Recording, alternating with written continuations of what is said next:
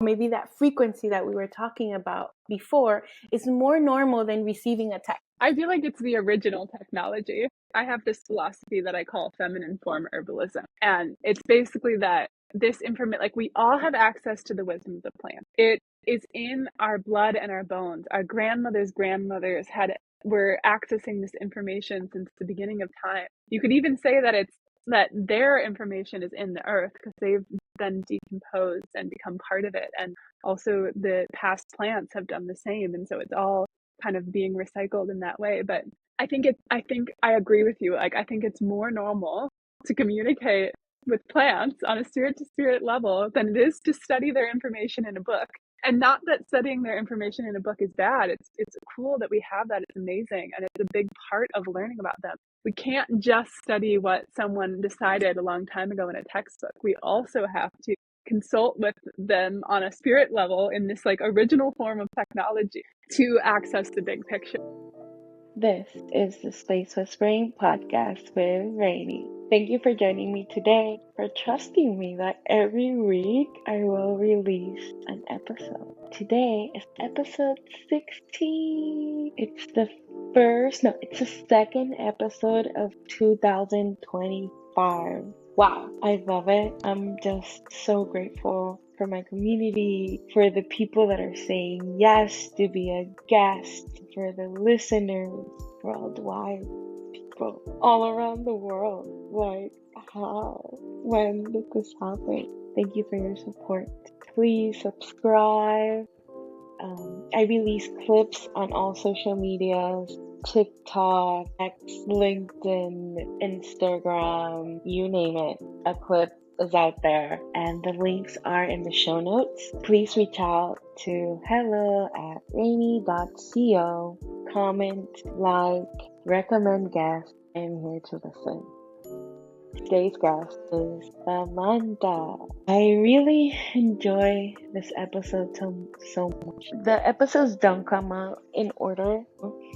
They are released based on my intuition and kind of mixing them between soulful tools and design. So some weeks are design oriented and some weeks are more holistic and health. If you want to know what that is and you have an opinion what you think the original technology is, please let us know, write to us, and we're here to listen, we're here to grow, and we're here to expand our belief systems and change them, and what's real, what's not. Let's get curious, and that's what warms my heart every week. And I get to re-listen to these episodes sometimes twice or 3 times, and I just can't believe these guests sit down and take time to talk and answer my questions and vice versa.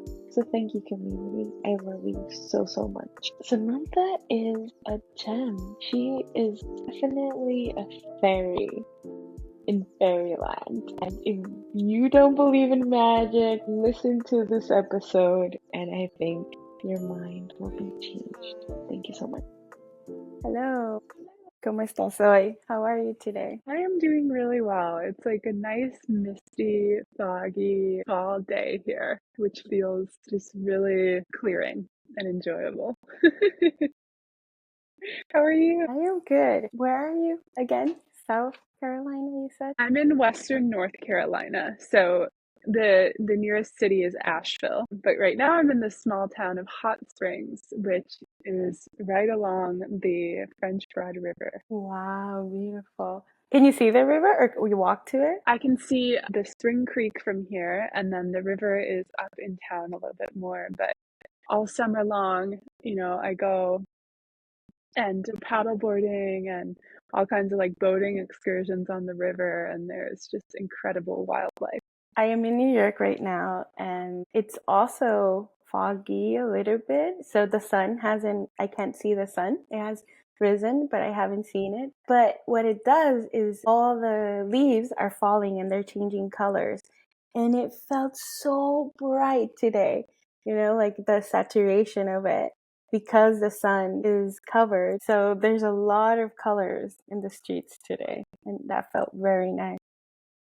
Beautiful. We had that about, I would say, a few weeks ago. Now we're getting to like the deep maroons and the browns. But a few weeks ago there was like a flash of yellow, and that moment was just so incredible. I feel like my eyes get brighter, my mood, and I wasn't even realizing it. But then out of a sudden, I started looking at colors all around me, and that brought a lot of life into me. So, Samantha, that's a beautiful name. What does it mean for you, and how did it feel growing up with that name? So my name, Samantha, means listener, and my middle name, Renee, means reborn, and my last name, Boersma, means farmer. And I always think that's really special with the work that I do, because the work that I do is like listening to plants. So it feels really right now that I have put those pieces together.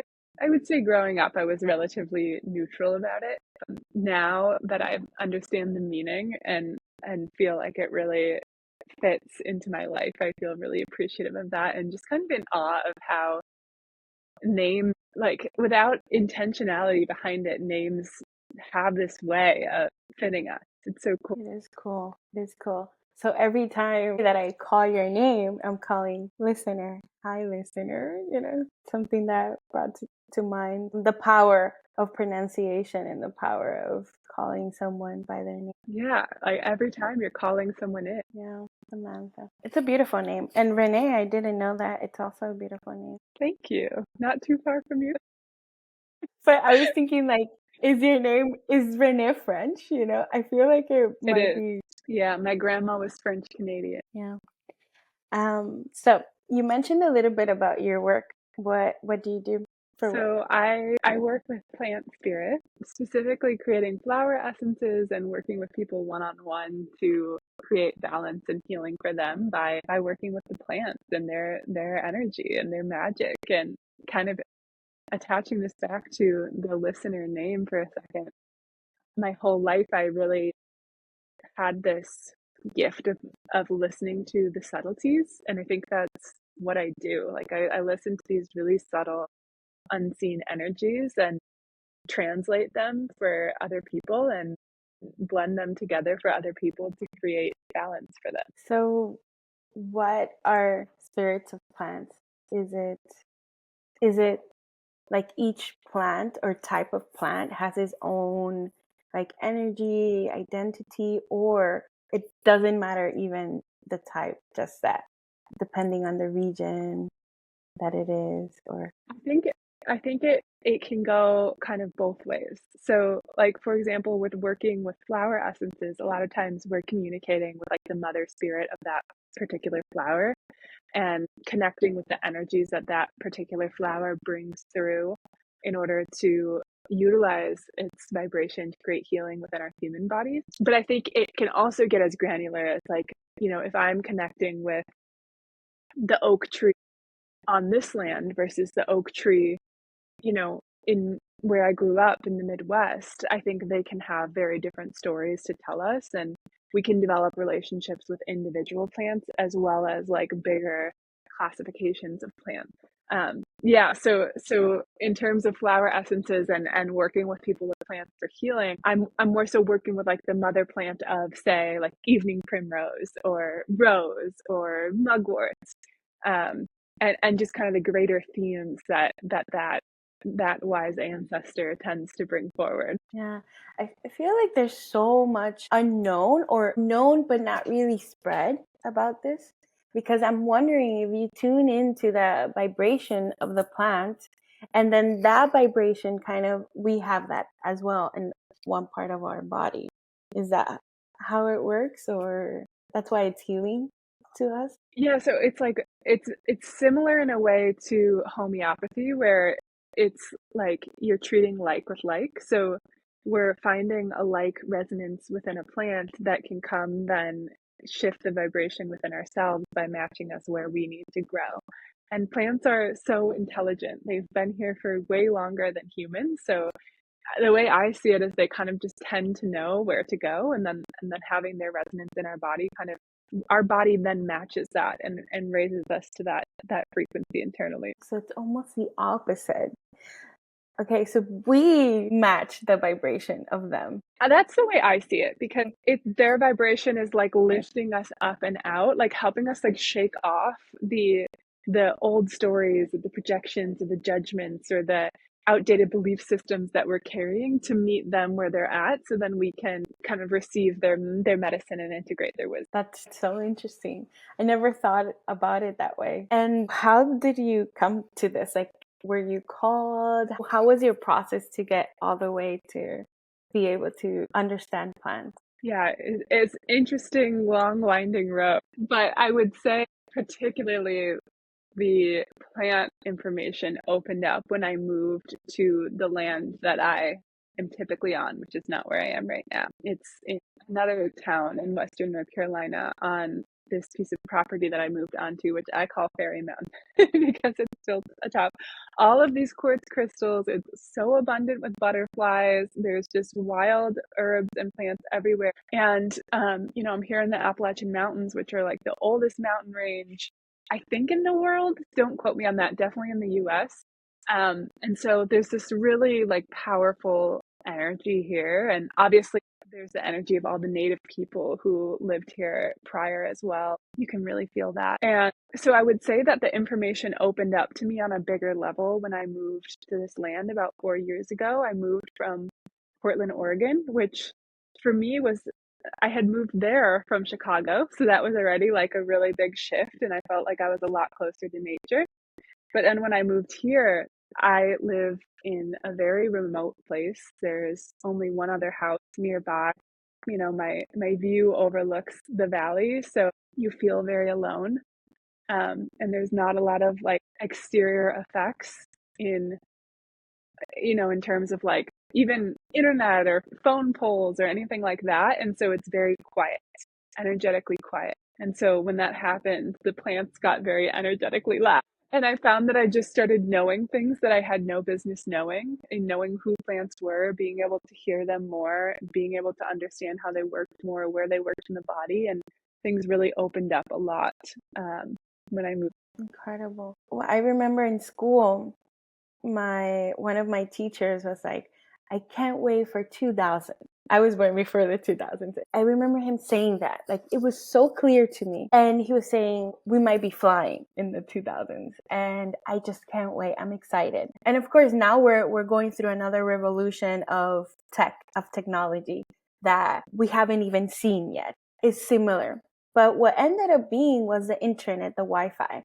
It's something that we can't see, but we are connecting, right? Of course, there's scientific views about it behind it, so that you can research it. But in reality, if I don't know nothing about the internet, then it's like in the air, it's something, but it's connecting my laptop, it's connecting my phone, even my phone. How can I, right? How can I see you? Like, even before the 2000s, I would have seen this technology. I wouldn't understand it. I would go insane, right? Because it's like, oh, it's magic, or it's witchcraft, or, and you're saying that you don't even have a lot of towers, like, that interfere with that. And that's so interesting when you say that, because it's like, okay, we're being interfered somehow, but we don't even know how. It's through frequency, similar to the radio, the technology of the radio, right? Tuning into the frequency of a specific station. Wow. And connecting with plants is very similar to that, to tuning into a radio station, right? Like, you kind of have to, if you're in between and there's static from the other one, it disrupts the connection. So you have to get that like clarity and that like strong connection into that one station to be able to hear. Exactly. So that's what you experienced. So it was very natural. Like, you weren't expecting that at all. I wasn't. I was interested. I was studying. I was down a path. I originally studied fashion in school, actually, and I got out into the world, and I was just like, this doesn't feel like enough. This doesn't feel like it has enough depth. This doesn't feel like I'm going to be able to make the impact that I want to make on the scale that I just yearn. I see a lot in the world that breaks my heart, and I want to help heal the world or shift the world or bring the world into a more kind and compassionate place. And I didn't necessarily feel like fashion was going to be the way for me to do that. And so throughout that period, I was on my own healing journey, and I healed myself from chronic illness and autoimmune disease. And that really, activated the spiritual awakening of sorts, if you will call it that. And so I was already down this long and winding path, and I was going deeper and deeper and deeper and deeper and starting to study the idea of plant spirits. But it was when I really got into that quiet place that it came online to a degree that I had never experienced before. And plant, when you look back, right, like the little breadcrumbs are always there throughout your life. And it's so interesting to be like, oh yeah, it all makes sense now. It was flowers and plants were always my inspiration, even when I was in fashion school and when I was, studying arts. And it was always the organic shapes of nature. It was always the textures of nature. It was always the colors of nature, the flowers. So it was always there. But it just took that series of events to bring it online, I think. Yeah. And just to go back a little bit, how did you end up in your land? Like from Chicago, from Oregon, and then there, what took you there? Yeah, it's also one of those things where the breadcrumbs are there and they start to make sense later on. But I was living in Oregon. I had this like crazy, just actually, the impetus to this was I had a 10-day road trip where I had no cell phone service, no internet service, and I had a lot of time to get really inward and take a look at my life. And I didn't like what I saw. It wasn't a life filled with intention. It was a life that I was thrown into by just going with emotions and doing what I thought I should do. And that trip, that silence made me realize that.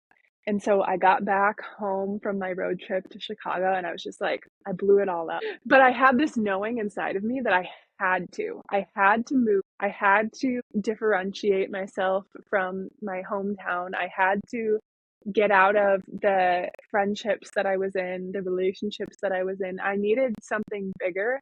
I needed to expand myself and be challenged. And so I picked up everything and I just moved across the country to Portland, Oregon after having gone there once because I had all of these health issues and I just knew in my bones that this place would feed me in a way that living in the city wouldn't. I knew that I needed to get away from the intense stimulus of the city. I knew that I needed access to healthier food and more access to nature. And so I just picked up and moved to Portland, Oregon, and really, really looked inward at myself and really, really, really, really, really went into the suffering of the world for a while and asked myself some big questions like, how do I want to impact this world? How do I want to contribute to this world? Really looked at the ways I grew up, the stories I held, the belief systems I held, my privilege in the world, and just got really serious about these things and realized that through that process, I had healed myself from chronic illness. And I, through going through a very dark period, had come out with this wonder and magic and joy and vitality for life that I wanted to share with other people. And Asheville was popping up many times along the way. People were randomly mentioning it to me, telling me it's the Portland of the East Coast throughout that time. But it wasn't until COVID hit and just the world became very intense that I realized I wanted to live closer to my family. And Asheville was this spiritual herbalist place, and it was still in the mountains, but it was somewhat closer to my family. And so I moved here in hopes that it would support the career that I was building and also, give me a little bit more proximity to what mattered to me. Yeah, wow. Not a lot of people take time to do that, to think about and process these things. We always use the word, I want to change the world, I want to change the world. But what does it take to change the world? It starts with us. And it seems like you asked very, very serious questions to yourself. And you had the courage to have to listen to the answers. Yeah, I really, really went deep into it for a while there and let it kind of obliterate me and change me. Obliterate you. Oh my God. Okay, let's talk about that because I think we fear change. That's one of the things that are like constant in our life. But to die, feel the destruction, to allow the destruction in our lives, like, can you walk us through that? Because it's one of the hardest things for me, to be honest. Totally.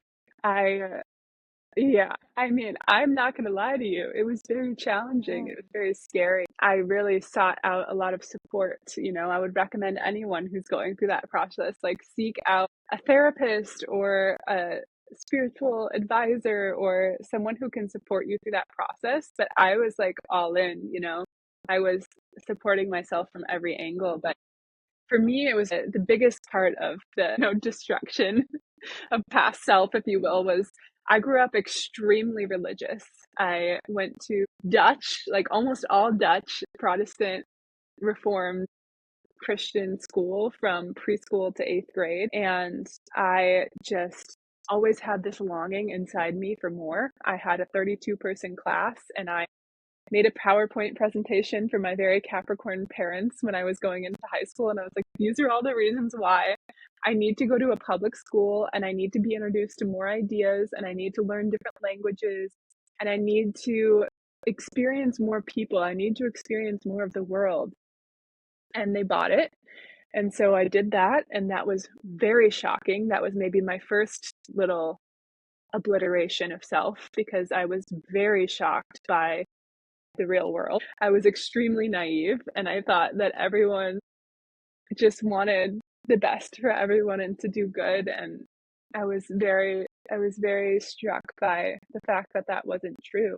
But still, I wanted more. I sought more expansion and to understand the world more. And so again, I made a PowerPoint presentation for my parents why I should go to art school in the city. And I did that. And I was exposed to even more of the world. I grew up in this Christian school in a small town in Indiana, and I was exposed to these amazing artists, people on all realms of the spectrum of human being. And it was so eye-opening and so enriching and so heart expanding. But then, that trip to Portland just ended up expanding me even more. Still, I was learning more about the people of the world, but still I was very much in the container of my own experience or privilege, or I was still very close to my family of origin.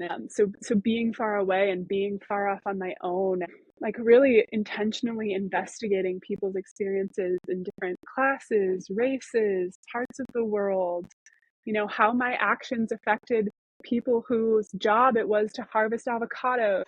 It just I let it rip me to shred how much of an impact, how small we are, but actually how much of an impact we have on everything, how much every single choice we make affects someone. I just really let that impact me.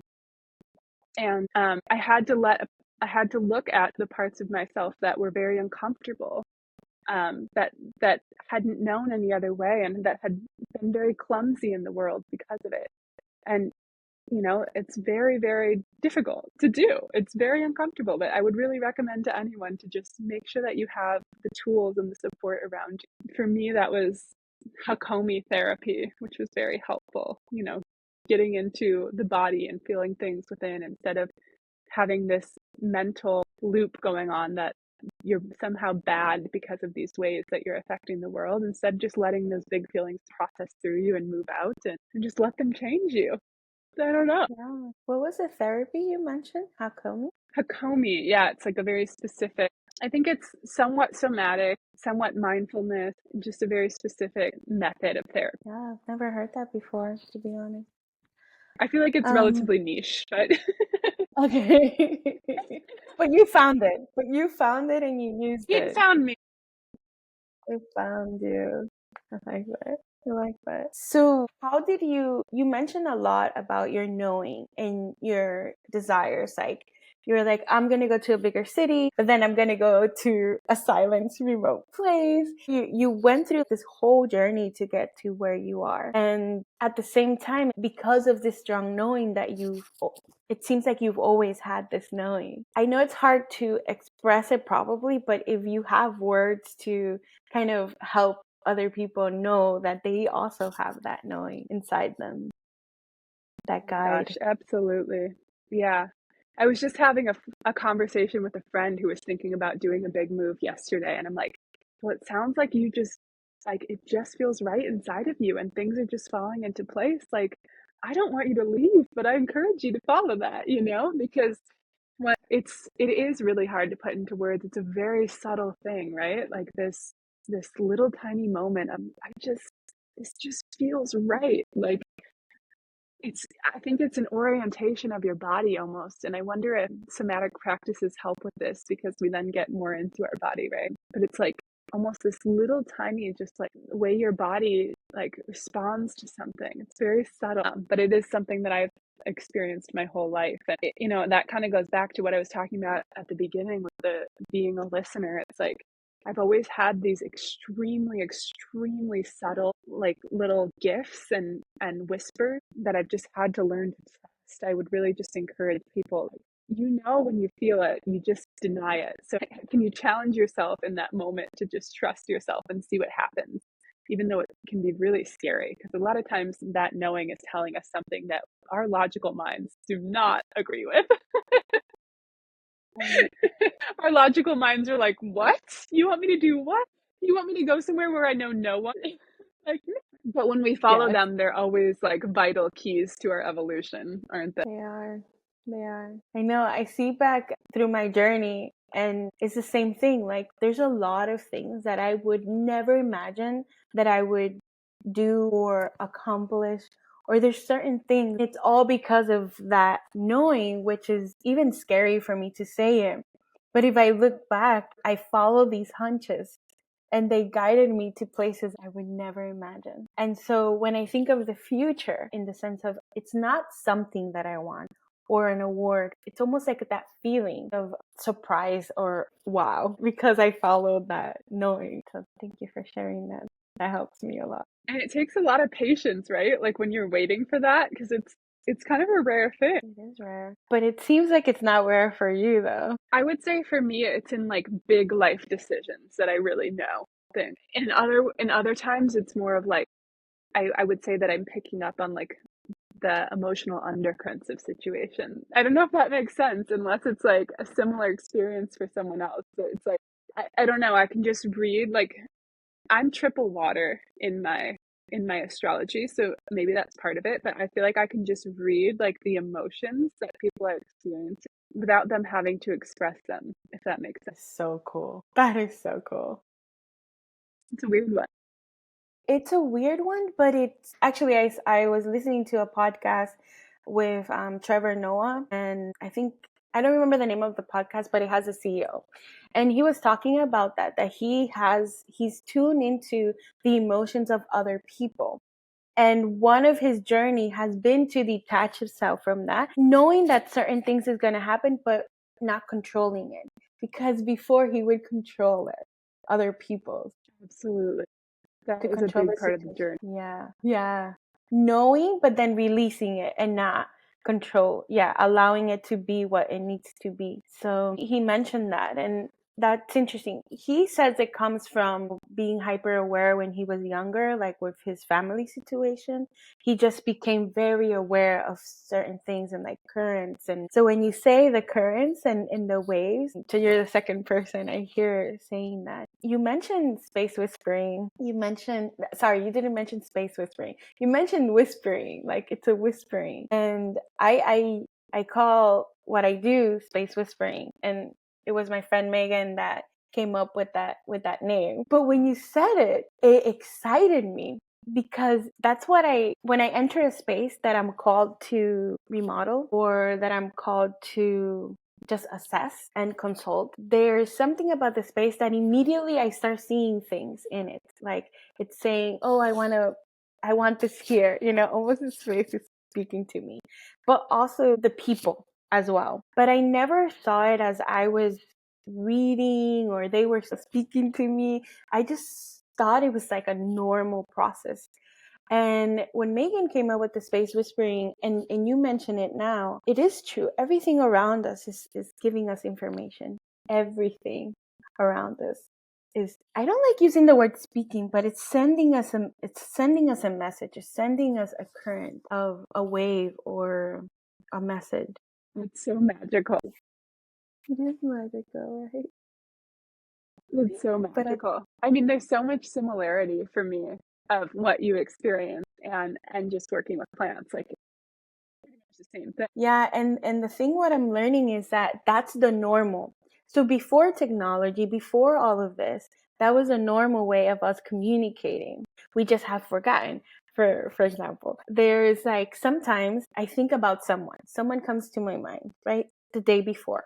Like, and then the next day that person texts me. Or I have this call to text them, right? And I have these and it's like, okay, that's normal. But one time something like more intense happened, and I was talking to a neighbor. She was Canadian at the moment. I was in Costa Rica. I think I was doing a silent retreat. I don't remember now, but I receive a message and I just start crying because I'm like, I already knew that person was going to send me that message. And I started crying and crying, and she said to me, look, I tell my daughters that that's what's normal. We just have forgotten. Knowing that these little things are communicating through, I don't know how, maybe that frequency that we were talking about before is more normal than receiving a text or that person even speaking to you. Because we were in different countries, like opposite continents. And and for that to get even faster, that communication, it shook me. It shook me. Even if I was in the jungle doing a silent retreat, that really shook me because it was exactly what they wrote. And so, I feel like it's the original technology. Like my philosophy, I have this philosophy that I call feminine form herbalism. And it's basically that this information, like we all have access to the wisdom of the plant. It is in our blood and our bones. Our grandmothers were accessing this information since the beginning of time.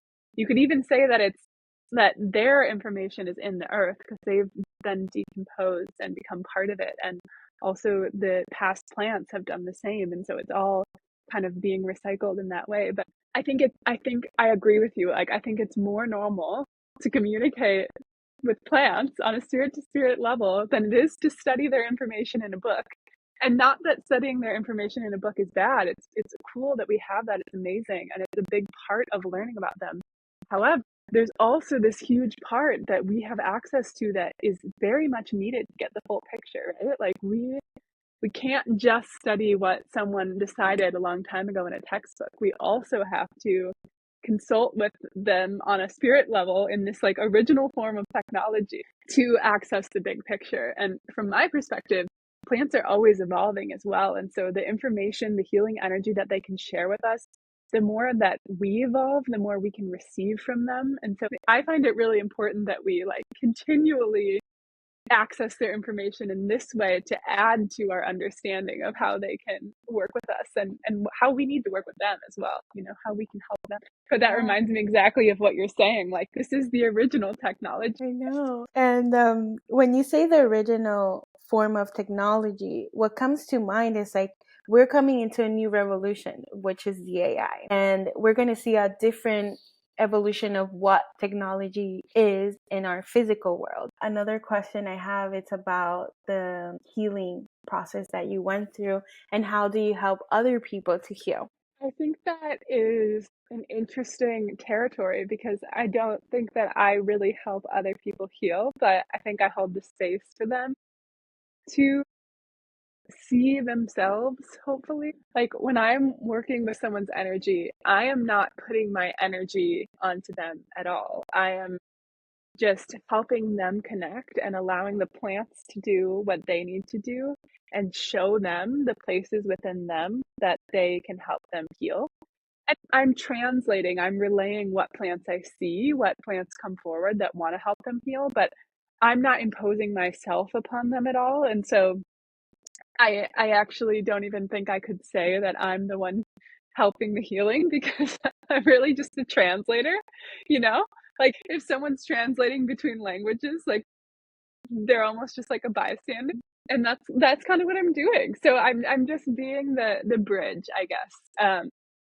and hopefully helping to just reflect back what I see in them and what the plants are showing me within them that can help them feel more in balance and more peaceful in their lives. So if we were in a session and I come to you, do I tell you what I'm coming for you? Do I start with that, or you have plants in front of you, or you connect with them? Yeah. Can you walk me through the process of that? Yeah. Totally. Yeah.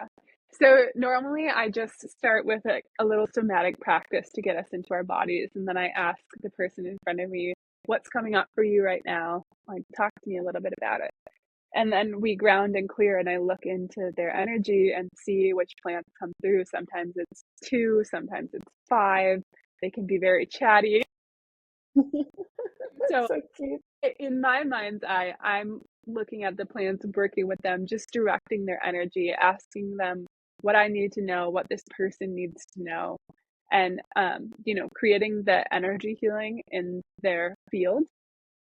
And then afterwards, when we come out of that meditation, I relay, okay, these were the plants that came through. I show them pictures of them. I tell them what messages they have for them.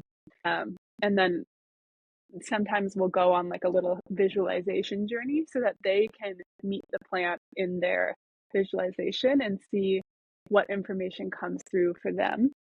Because for me, it's really important that people walk away from sessions feeling empowered that they can take this practice into their own lives as well. And that really this information is coming from them, and they can continue to develop this relationship with these plants beyond me. I have something similar in my practice. Like it brings me so much joy because we talked a lot about change, and people cannot always call me or hire me to help them change their space. But if they leave on our on our one-on-one or our time together, whatever long it is, I realize that the most powerful tool I can use is teaching them how to use who they are through their space. So regardless if they move, regardless if their family is growing or their needs changes, they always have that base with them, and they always have those tools, and then they can change through there. So that's very nice that you do that. Do you prepare a flower essence for them for after the session, or is that something else?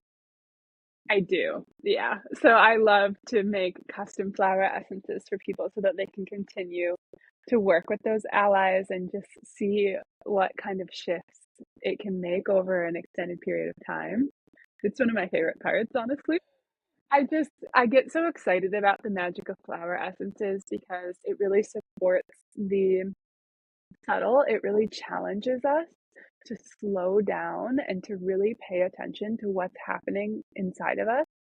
And it almost brings me back to your question earlier, like, how do we trust that subtle knowing? It's like, bring yourself into the space of the subtle. Challenge yourself to slow down. Like, flower essences is a great way to start to learn to trust your subtle knowing, because you need to be so observant of what is happening inside of you to even notice the shifts that are taking place. But when you do, they're massive shifts. Like, your self-doubt is just completely gone, or you can finally see yourself for the true light that you are, and you've been challenged with this for so long.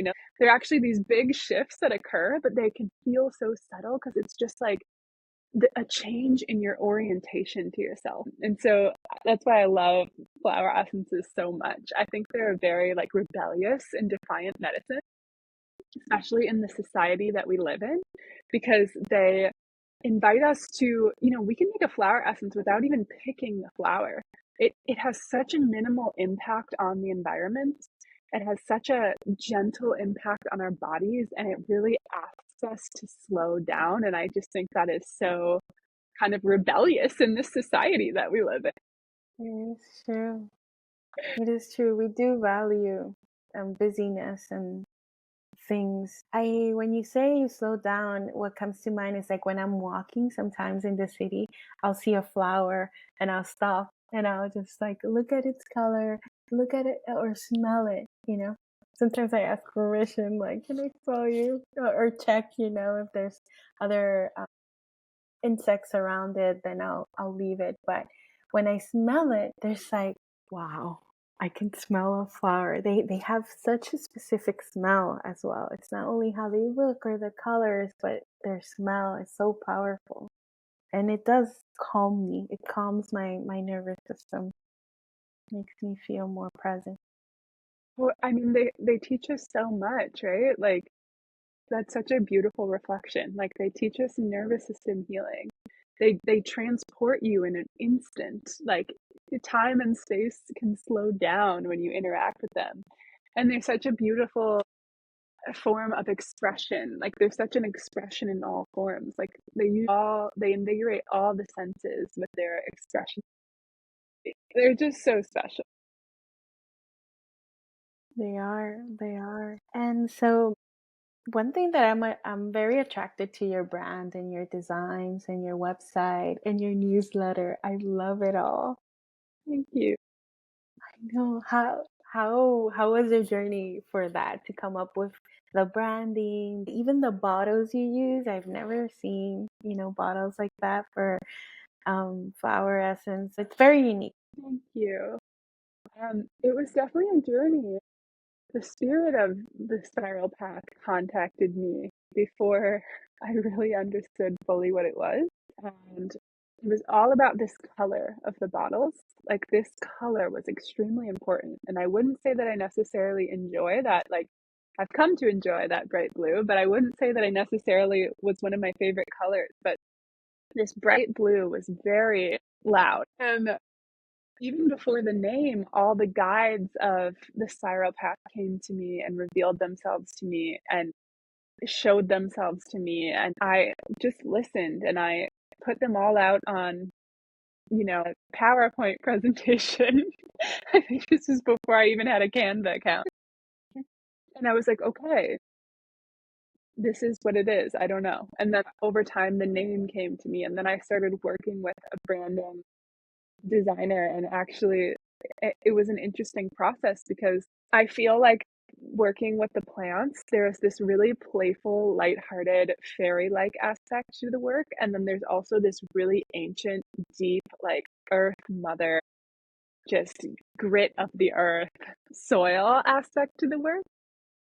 And so there were these like conflicting energies that felt really challenging to honor both of them and bring them both through. So it's actually like a really interesting journey. At first, I was like very much stuck in the deeper of the two, and I think it took me some time to accept like the fairy-like element to the spiral path. And once I allowed them to weave together, I think some magic created. But I had to break out of my own box because I was like, no, this is very nice and neat. It's just going to be this specific vibe, and it wasn't allowing for the fullness of the spiral path to come through. And so it was like the branding process was actually like this internal healing process as well. It was really interesting. Mm-hmm. Yeah, I had a similar process through my branding with Megan, and it was just so intense. It's like this is an identity, almost like a future self of you that your present self is not ready to see and is not ready to embody yet. But I think that's why the process is so healing and intense, as well as the word you used before about destruction. But Obliterated. because you really are killing that past self of yours or that vision you had, but it wasn't the right one. And it was like limiting in a way. And so it's so Yeah. expensive, right? To see a brand out there that is just, it came out of, yeah, something that you weren't expecting. And that brings me back to the name of it. You said that it came through. So we talked about your name, which is so beautiful, your full name. And you mentioned this. So what is the significance and the meaning? I mean, I think the spiral path has so many meanings. It connects us to the divine feminine, the spiral, the cycles of nature, the spiralic nature of the healing journey, like that we're never finished. We're always constantly moving in this spiral. And yeah, like it connects me to the rose. It connects me to ancient times, like almost cave drawings, it connects me to the meditative process of walking through a labyrinth, the spiral of herb gardens. Like there's so much to it. And what's really interesting is actually another name that is just slightly different came to me before this name, which I rejected because its associations were something that felt like a little too witch woundy. And so I do believe that it was always meant to be the spiral path, but even the naming itself was very similar to this journey where it it was like a really strong transformative internal process to like be able to accept how how to put this out into the world and like what I was comfortable holding and at the time. And so maybe one day I'll reintegrate that name that got lost. But even the naming process itself was like this deep transformation journey. It's really so interesting how that works when you're doing healing work, how many times you're asked to go through transformation in the process. And you know when we're talking about like the branding and design, even my designer was going through like these deep spirals during the process because it's just inescapable. So if you're starting a healing business, just know you're in for a ride. Yes, exactly. So this is Exactly. Exactly. I know. Mine was like I would just want to be under the cover, and just like okay. So, but then you talk about it's interesting. Okay. So when you were talking about the spiral path, you were talking about also the garden, the herb garden, which that's interesting. But you're talking the way you're talking about it's very ancient, very earthy. It's true, like the walls and the caves and the writings. And I understand why this bright blue might because it's the opposite of that almost. It's so loud. It's calling out. It's almost saying, I am here, listen. absolutely, But yeah. it's almost balance. I think that bright blue is like the rebellious, chaotic part of it all. Like, the spiral is so feminine to me, and there is this element of quote unquote chaos in the feminine, right? Like it needs to be contained because it has so much like kinetic energy that it can just be so expansive. And so yeah, I think that blue like really the blue was like I had to follow the blue into expansion out of the boxes to truly honor the spiral path. You already have offerings of flower essence in your business. If I don't use if I don't use one of your services, which is a one-on-one, for you to do the custom one, I can go to your website and just get one of the ones already available. Yeah, so I have all these signature formulas that I've channeled. Honestly, they're not from me. When I take them, I'm like, yeah, these have nothing to do with me because how would I know how to make them?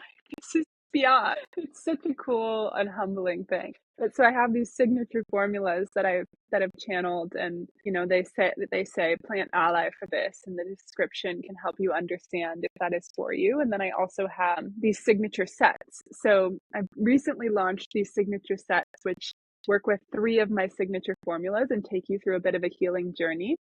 So, for example, one of them is liberate, and it takes you through unleashing your creative energy, kind of what we've been talking about, like following that bright blue to break free from all the boxes that are holding you back and really expand into the highest version of yourself.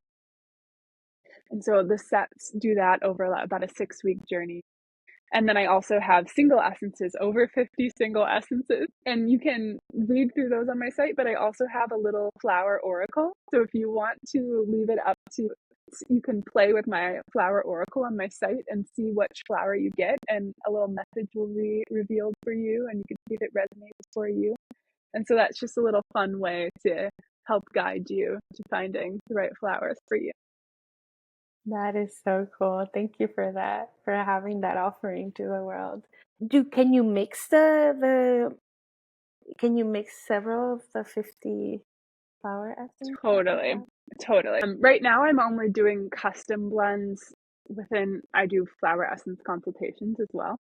So right now I'm only doing custom blends for that. But if you felt called to, Columbine and Cosmos, you could totally buy the 2 single essences and use them together.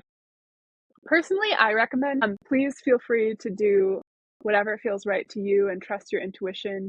And a lot of other people mix like 10 different flowers. I like to work with 3 or 4 max at a time, just because I find it gives you a lot more space to develop a relationship with the plants. And I think that's a really important part of working with them. It's just like developing a relationship with a person, right? Like the more time we spend with them, the more we're going to get to know them, the more comfortable they're going to feel opening up. We're going to learn more about their subtleties and just nuances of who they are. And I find that's the best way to work with flowers as well. Beautiful. One more thing I wanted to add. I think what I wanted to say when you said the original form of technology, you mentioned like old books that are good, but also tuning into what's the now. I think because, for example, when we look at these old books or of healing, they're talking about when humans were not eating mac and cheese, for example, where where the certain chemistries weren't in the or chemicals were created on the earth. And so for that time we needed a different type of healing, but now, because of our evolution that keeps evolving daily, we need different types of, we're called for different type of medicines or combinations. Just wanted to add that. And Absolute. Such a great point. yeah.